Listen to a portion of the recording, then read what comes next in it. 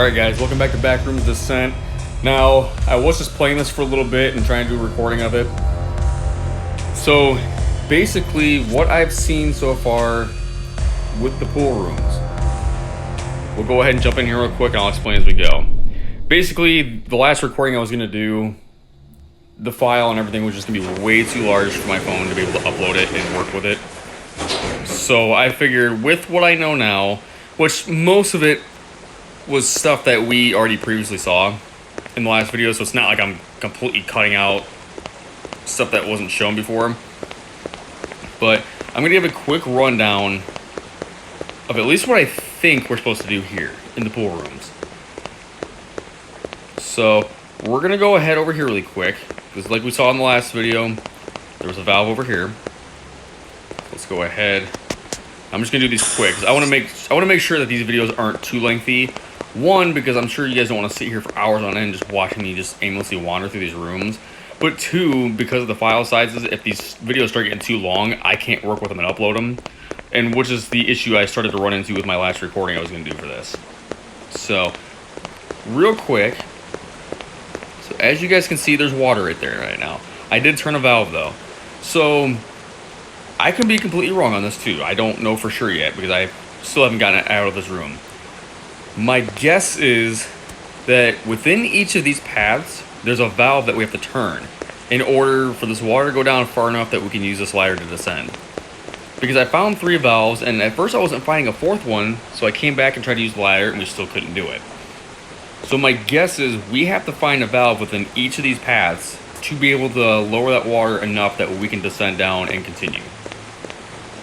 So I'm going to fly through the first 3 because they were actually all in pretty relatively easy spots. So I'm going to go through and get those really quick, and then I'll kind of show me turning the valves too, just so you guys do see that I am actually doing them.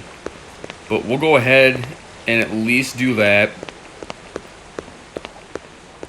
And then we'll meet back up at the last area that was giving me trouble. Because basically, the last area was giving me the most problem because it's so dark that you can't see the corridors and you can't see what ways you've gone and haven't gone.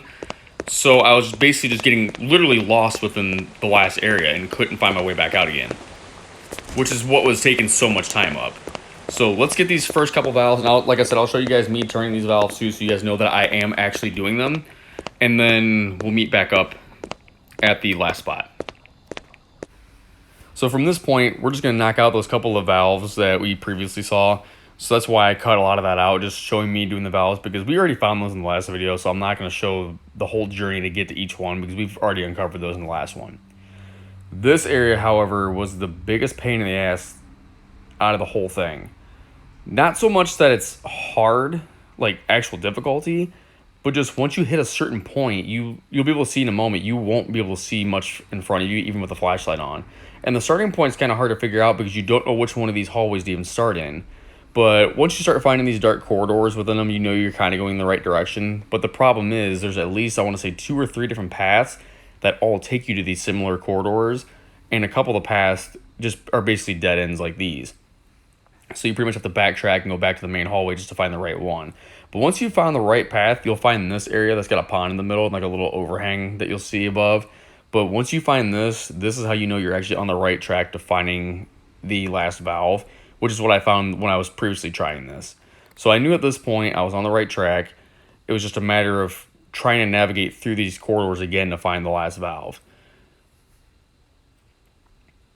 And the funny thing is, like you see here too, if you don't pay attention, you might even pass this by just not looking, because it actually sits a little bit higher up. So now that we found this last valve, we just go ahead and get it turned.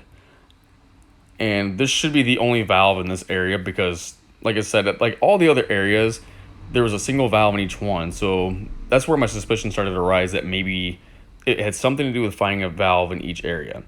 But now it's just a matter of backtracking until you find a space like this where you start seeing light coming through.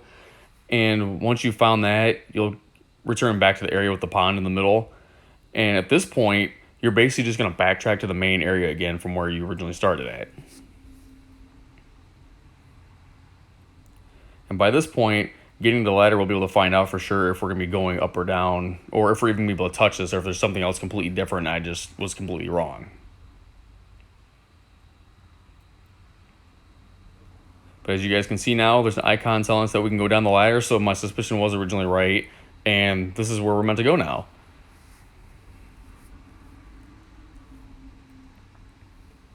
Another thing is, it's dark down here as well, so once I got to this point, I wasn't sure if there's going to be more to explore or if we actually hit an endpoint. So you'll kind of see here, I'm just kind of looking around, checking my surroundings, seeing what all there is just in case, because I don't want to miss something or get caught up in something. Because the weird thing is, too, in this whole time of me playing in the pool rooms, there wasn't a single threat. And I think the only weird thing that I remotely found was, which unfortunately you guys don't get to see it in this video, I actually discovered it the last time I was trying to play when the recording was too long. There's actually a random T-Rex skull in the middle of the pool, or in the middle of the water, inside the dark corridors in one of the areas. Like, it was just the most random thing. But if you guys play this and you get lost within those areas, I'm sure you'll come across it. That was the only odd thing out. But yeah, there was no actual threat the whole time. But yeah, you guys see here, I'm just double checking because there's this big opening right here, but I just wanted to make sure that there wasn't going to be some more objectives that we had to descend into this hole next.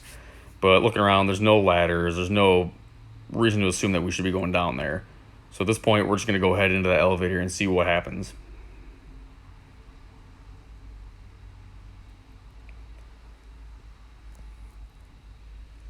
And then where does this elevator take us?